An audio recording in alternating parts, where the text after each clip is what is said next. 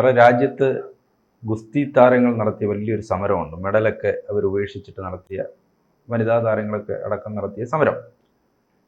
ഗുസ്തി ഫെഡറേഷൻ്റെ മുൻ അധ്യക്ഷൻ ബ്രിജ്ഭൂഷൺ സിംഗിനെതിരെ നടത്തിയ സമരമാണ്. ഭയങ്കര ഇപ്പൊ വെട്ടിലായി. അപ്പോൾ ഇപ്പോൾ കോടതി പറഞ്ഞിരിക്കും ലൈംഗിക ആരോപണം ആണ് പ്രധാനമായും അവർ ഉന്നയിച്ചത്. അതെ. പക്ഷേ നടപടികളൊന്നും ഉണ്ടായില്ല, വൈകി എന്നുള്ള പരാതികളൊക്കെ ഉണ്ട്. ഇപ്പോൾ പക്ഷേ കോടതി അദ്ദേഹത്തിനെതിരെ കേസെടുക്കാൻ പറഞ്ഞിട്ടുണ്ട്. അദ്ദേഹത്തിൻ്റെ സഹായിക്കെതിരെയും വിനോദ് തോമർ അദ്ദേഹത്തിനെതിരെയും കേസെടുക്കാൻ പറഞ്ഞിട്ടുണ്ട്. അത് നല്ല കാര്യം. കാരണം ഇതൊരു കൊച്ചു കേസല്ല, വളരെ വമ്പൻ കേസാണ്. കാരണം തൻ്റെ ശിഷ്യകളായിരിക്കുന്ന, ഒരുപക്ഷെ ഇന്ത്യയിലെ ഏറ്റവും വലിയ ശോഭയുള്ള താരങ്ങളായി വളരേണ്ടിയിരുന്ന പെൺകുട്ടികളെ തൻ്റെ കാമകേളികൾക്ക് വിധേയനാക്കി എന്നത് നിസ്സാരമായ ഒരു കാര്യമല്ല. അവർ പരാതിപ്പെട്ടു, അവരുടെ ഇത് ആവർത്തിക്കരുതെന്ന് പറഞ്ഞു, കേട്ടില്ല. ഇയാളെ MP കൂടാണ്, മുൻ MP ആണ്, ഗുസ്തി ഫെഡറേഷൻ്റെ പ്രസിഡന്റ് ആയിരുന്നു.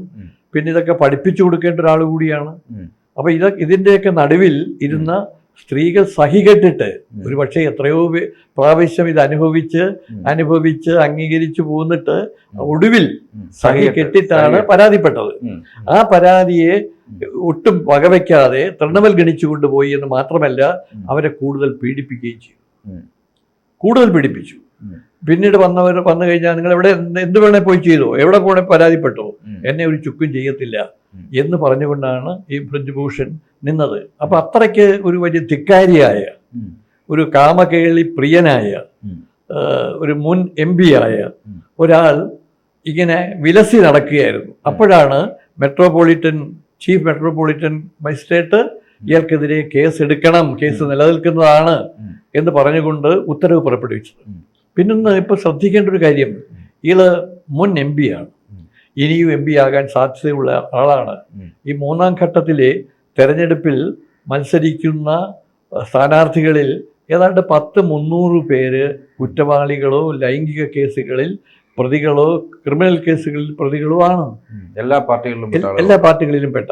അപ്പൊ ഇവർക്കാണ് ഈ രാജ്യത്ത് പണവും മസിൽ പവറും, വേണമെങ്കിൽ അല്പം സെക്സും ഉണ്ടെങ്കിൽ എന്തും ചെയ്യാം, എന്തും നേടാമെന്ന് പറഞ്ഞുകൊണ്ട് നടക്കുന്നത്. ഇത് പാടില്ലാത്തതാണ്.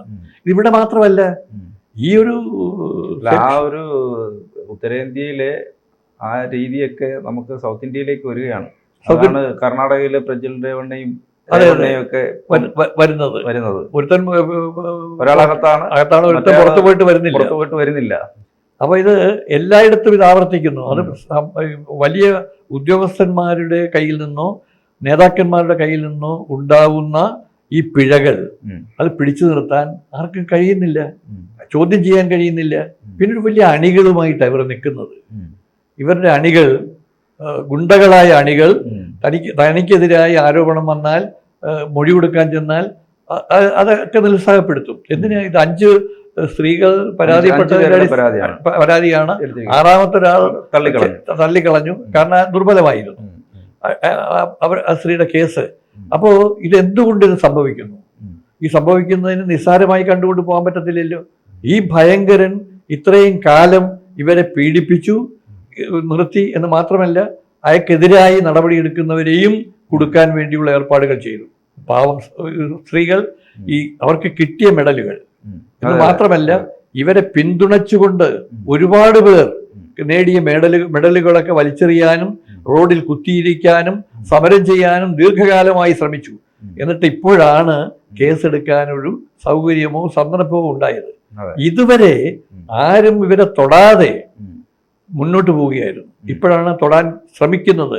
അത് തന്നെ ഇവന് എന്താകുമെന്ന് അറിയത്തില്ല. കാരണം സാക്ഷിമൊഴികൾ ഉണ്ടാവണം, ഇവരെ പീഡിപ്പിക്കും, ഇവർക്കെതിരായി ഭീഷണികൾ ഉണ്ടാവും, ഇവരെ കൊല്ലുമെന്ന് പറയും. കാരണം ആരെ തെളിവ് കൊടുക്കാൻ? സാക്ഷികളായി വരാനാരായിരിക്കുന്നത്? ഇപ്പൊ ഒരു സ്വകാര്യമായി നടത്തുന്ന ഈ കാമചേഷ്ടകളെ ആരും കണ്ടു നിൽക്കത്തില്ലല്ലോ, അല്ലെ കണ്ടു നിൽക്കാൻ അനുവദിക്കത്തില്ലല്ലോ. അപ്പൊ സ്വാഭാവികമായി സാക്ഷികളില്ല. എപ്പോഴും കോടതിയിൽ തെളിവുകൾക്കാണ് വില. ആ തെളിവുകൾ ഹാജരാക്കാൻ പറ്റിയില്ലെങ്കിൽ സാധിക്കത്തില്ല.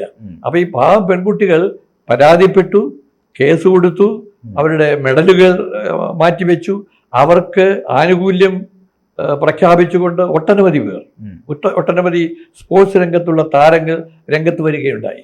ഇതിവിടെ ഗുസ്തി താരങ്ങളുടെ ഇടയിൽ മാത്രമല്ല, ബാക്കി പരിശീലകരായ ഒരുപാട് പേർ ഇത് ചെയ്യുന്നുണ്ട്. എന്തിന്? ചില മൊല്ലാക്കമാർ കുട്ടികളെ പീഡിപ്പിക്കുന്നില്ലേ? അവർക്ക് പുറത്ത് പറയാൻ പറ്റുന്നില്ല. അധ്യാപകർ ശിഷ്യഗണങ്ങളെ പീഡിപ്പിക്കുന്നില്ലേ? പുറത്ത് പറയത്തില്ല. അപ്പോ എന്തിന് കോടതിയിൽ പോലും ഒരു അഭിഭാഷകയെ പീഡിപ്പിച്ചു, അതും പുറത്തു പറയാൻ കഴിയുന്നില്ല. എന്തിന്? നമ്മുടെ ആശുപത്രിയിൽ CIT-യിൽ കിടന്ന ഒരു രോഗിയെ പീഡിപ്പിച്ചിട്ട് അതിപ്പോഴും അപ്രസക്തമായി നിൽക്കുന്നു. അവര് സാക്ഷി പറഞ്ഞ ആളിപ്പം ജോലിക്ക് കയറാൻ ബുദ്ധിമുട്ടി അല്ലേ? അതാ കേസ്. അപ്പൊ ഇത് ഈ തരത്തിൽ എല്ലാ തലങ്ങളിലും ഇത് സംഭവിച്ചുകൊണ്ടിരിക്കുകയാണ്. പിന്നെ രാഷ്ട്രീയക്കാർ, ഇത് ഇയാളൊരു രാഷ്ട്രീയക്കാരനാണ്, അതല്ലാത്ത തന്നെ പല രാഷ്ട്രീയക്കാരും ഇതിൻ്റെ ഗുണഭോക്താക്കളായിരുന്നു. PT ചാക്കോ ഒരു കാർ യാത്രക്കിടയിൽ പെട്ടുപോയതാണ്, ഒരു പെൺകുട്ടിയുമായി പോയപ്പോൾ. പിന്നെ അത് ഉഭയ സമ്മതപ്രകാരം നടത്തുന്നതായതുകൊണ്ട് അതിനെതിരെ ആരും പ്രതികരിക്കത്തില്ല, പ്രതിഷേധം ഉണ്ടാകത്തില്ല. ഇപ്പം ഇവിടെ ഇപ്പോഴത്തെ ഈ കേസ്, ഈ ഗുസ്തി താരങ്ങൾ എന്ന് പറയുന്നത് ഇന്ത്യ തലത്തിൽ മാത്രമല്ല ആഗോളതലത്തിൽ പോലും സ്വർണ്ണ മെഡലുകൾ നേടാൻ തയ്യാറാകുന്ന മട്ടിൽ അവർ പരിശീലനം നേടിക്കൊണ്ടിരിക്കുന്നതിനിടയിലാണ് അവരുടെ മാനസിക ശക്തി. Senior താരങ്ങളൊക്കെയാണ് medal.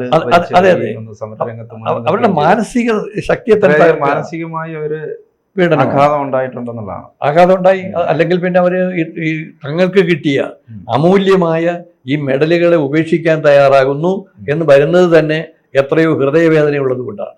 അപ്പൊ ഇതിനെ നിസ്സാരമായി കാണുന്നതല്ല ശരി. ഇപ്പോൾ ഒന്നുമില്ലെങ്കിലും ചീഫ് മെട്രോപൊളിറ്റൻ മജിസ്ട്രേറ്റ് ഇങ്ങനെ ഒരു വിധി ഇട്ടിരിക്കുന്നു, ഈ ഭയങ്കരനെ ഇനിയും വെറുതെ വിടരുത്, കയറഴിച്ചു വിടരുത്, ഇയാൾക്കെതിരെ നടപടിയെടുക്കണം എന്ന് പറഞ്ഞുകൊണ്ടൊരു ഒരു കൊളുത്ത് വിടിരിക്കുകയാണ്. ഇതിൽ നിന്ന് അയാൾ എങ്ങനെയാണ് രക്ഷപ്പെട്ടു പോകാൻ കഴിയുന്നതെന്ന് അറിയത്തില്ല. കാരണം അയാൾ ഒരു വ്യക്തിയല്ല, അയാൾ പ്രതിനിധാനം ചെയ്യുന്നത് മുൻ MP ആയിരുന്നത് കൊണ്ട് ഒരു പാർട്ടിയാണ്. ആ പാർട്ടിയുടെ പിൻബലമുണ്ടാകും. പിന്നെ ഇനിയും ഈ പരിശീലകരായി ഇരുന്നിട്ടുള്ള പല കുട്ടികളും ഇനിയും ഭയപ്പെടും. തങ്ങൾക്കും എന്താണ് ഇനി കിട്ടാൻ പോകുന്നത്.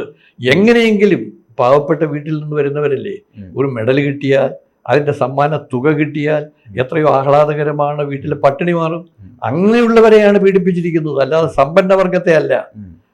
ഈ ആശ്രിതരായി നിൽക്കുന്ന അല്ലെങ്കിൽ ശിഷ്യരായി നിൽക്കുന്ന അല്ലെങ്കിൽ ഒരു ഫെഡറേഷന്റെ അംഗങ്ങളായിരിക്കുന്ന അവരെയാണ് ക്രൂരമായി പീഡിപ്പിച്ചത്. പല സ്ഥലത്ത് വെച്ച് പല രീതിയിൽ ആണ് ആക്രമിച്ചത്. ഇവിടെ ഇത്തരം കാമക്കൂത്തുകൾക്ക് വിധേയരാവുന്ന പാവങ്ങൾക്ക് വേണ്ടിയുള്ള നിയമനിർമ്മാണം ഉണ്ടാവും. ഈ ഉത്തരേന്ത്യയിലെ രാഷ്ട്രീയം എന്ന് പറയുന്നതും ഈ എല്ലാ പാർട്ടിയിലും പെട്ട ആളുകൾ, അവർക്ക് സമ്പത്തുണ്ടാകും, ഒരു ഗുണ്ടാ സെറ്റപ്പാണ്, വലിയ ഭൂപ്രഭുവായിരിക്കും, ഗുണ്ടാ സംഘം ഉണ്ടായിരിക്കും, ധാരാളം സമ്പത്തുണ്ടായിരിക്കും, പക്ഷെ ജനം അവരെ ജയിപ്പിക്കും. അതാണ് ഇത്. അതെന്തുകൊണ്ടായിരിക്കും അതിന്റെ ഒരു സൈക്കോളജി? അല്ല, ജനങ്ങൾ ഒരു ആവേശത്തിൽ അങ്ങ് 100 ക്രിമിനൽ കേസ് ഉണ്ടായിരിക്കും. അതെ, അത് ഒഴുക്കിലങ്ങ് പോകുന്നതാണല്ലോ. ഇവിടെ ഒരു ക്രിമിനൽ കേസിൽ പെട്ട സീറ്റ് കൊടുക്കത്തില്ല. അതെ അതെ അതെ അതെ. ഇവിടെ കുറച്ചുകൂടെ ഭേദമാണ്. സദാചാര പ്രേരിതമായ ഒരു രാഷ്ട്രീയ സ്ഥിതി കേരളത്തിലുണ്ട്. എന്നാൽ കേരളത്തിന് പുറത്തെങ്ങും ഇല്ലതാനും. പലയിടങ്ങളിലും ഈ ഒരു കൂടുന്നതാണ് സീറ്റ് അതാണ്. പിന്നെ പെണ്ണുങ്ങളും അഴിഞ്ഞിറങ്ങിയിരിക്കുക പലയിടങ്ങളിലും. അപ്പൊ ഇതല്ല, ഇത് സത്യസന്ധമായി ഒരു ഗെയിമിൽ ഉറച്ചു നിന്നുകൊണ്ട് ഗുസ്തി പഠിക്കുകയും എത്ര കാലം പരിശീലനം കിട്ടിയിട്ടാണ് അവരൊരു മെഡൽ നേടുന്നത്. അപ്പൊ അവരെയാണ് ഇയാൾ പീഡിപ്പിച്ചിട്ട് ഒരു കുറ്റബോധമില്ലേക്ക്. കുറ്റബോധം ഇല്ലെന്ന് മാത്രമല്ല, ഇനിയും എന്തെങ്കിലും ചെയ്താൽ ഭീഷണിപ്പെടുത്തിക്കൊണ്ടിരിക്കുകയാണ്. അപ്പൊ അങ്ങനെയുള്ള ഇയാൾക്ക് ഇപ്പോൾ മൂക്ക് കയറി വീണത് ശുഭോദർക്കമാണ്. കോടതിയിൽ നമുക്ക് വിശ്വാസമുണ്ട്. കോടതിയിൽ, കാരണം അന്തിമമായി ഇപ്പോൾ കോടതിയിൽ നിന്ന് എന്തെങ്കിലും പ്രതീക്ഷിക്കാൻ കഴിയുന്നുള്ളൂ. ആ കോടതിയിൽ പോലും വക്കീലിന്റെ ബലം കൊണ്ടും സാക്ഷിമൊഴികൾ കൊണ്ടും രക്ഷപ്പെടാവുന്നതാണ്, ഊർന്നു പോകാവുന്നതാണ്. അപ്പൊ ഇവനെ പോലെയുള്ള ഒരു കുതന്ത്രശാലി ഇതെന്തും ചെയ്യും. കാരണം പണം കൊടുത്തോ അല്ലെങ്കിൽ പ്രീണിപ്പിച്ചോ അല്ലെങ്കിൽ ഭീഷണിപ്പെടുത്തിയോ എന്ത് ചെയ്യും. അപ്പോൾ പിന്നെ സാക്ഷികൾ ഉണ്ടാകാനിടയുള്ളവരുണ്ടല്ലോ, അവർക്കിടയിലേക്ക് ഒരു ആറാമതൊരു പെൺകുട്ടി പരാതി കൊടുത്തിട്ട് ആ പെൺകുട്ടി അത് പിൻവലിക്കേണ്ടി വന്നു, അത് തള്ളിക്കളയുകയും ചെയ്തു. അപ്പോൾ സ്വാഭാവികമായി 5 പേരാണ് അങ്ങ് ഉറച്ചു നിൽക്കുന്നത്. അപ്പോൾ അവരെന്തുമാത്രം മാനസിക വ്യഥ അനുഭവിച്ച് കാണും. എത്ര കാലം, എത്രയോ തരത്തിൽ അവരോട് ഇത് ചെയ്യരുത്, ഇദ്ദേഹത്തോട് ഇത് ചെയ്യരുത്, തങ്ങളെ വെറുതെ വിടണം, പാവങ്ങളാണ് എന്ന് പറഞ്ഞിട്ടൊന്നും ഇത് ചെയ്യാതെ ഇയാൾ ക്രൂരമായി വീണ്ടും അവരെ സമീപിച്ചു. വീണ്ടും ഒരു പ്രാവശ്യമല്ല, സാധാരണ മീറ്റു എന്ന് പറഞ്ഞിട്ട് വരുന്ന ഒരു കേസല്ലിത്. പല പ്രാവശ്യം പീഡിപ്പിച്ചു, പല തരത്തിൽ പീഡിപ്പിച്ചു. ആദ്യമൊക്കെ തൊട്ടും തലോടിയുമാണ് പോയിരുന്നതെങ്കിൽ പിന്നീട് അതിക്രമത്തിൽ വിളിച്ചു വരുത്തി, തൻ്റെ മുറിയിലേക്ക് വിളിച്ചു വരുത്തി പീഡിപ്പിക്കുകയായിരുന്നു. അപ്പൊ ഈ ഭയങ്കരനെ തൂക്കിക്കൊല്ലേണ്ടതാണ്. അപ്പൊ തൂക്കിക്കൊല്ലാൻ അല്ല, അതിനനുസരിച്ചുള്ള കുറ്റം ചെയ്യണം. ഇത് തെളിയിക്കണം. വെറും കൊല ചെയ്യുന്നവരെ തൂക്കിക്കൊല്ലുന്നത് പോലെയല്ല, ഇത് അതിനേക്കാൾ കുറ്റകരമാണ്. സ്ത്രീകളോട് ചെയ്യുന്ന ഇത്, അതായത് ഈ സ്ത്രീത്വത്തെ അപമാനിച്ചു, അതുപോലെ സ്ത്രീകളെ പീഡിപ്പിച്ചു, ഈ വകുപ്പുകളിലൊക്കെയാണ് ഈ വകുപ്പുകൾ പരാതിയിൽ അത്തരത്തിലുള്ള പരാതിയിൽ അടിസ്ഥാനത്തിൽ കേസെടുത്തിരിക്കുന്നു. ഏതായാലും ഇതിൽ നിന്ന് അയാൾക്ക് ഊർന്നു പോകാൻ കഴിയില്ല. കാരണം എപ്പോഴും വീണു പോയാൽ ആളുകൾ പിന്നെ ചവിട്ടും.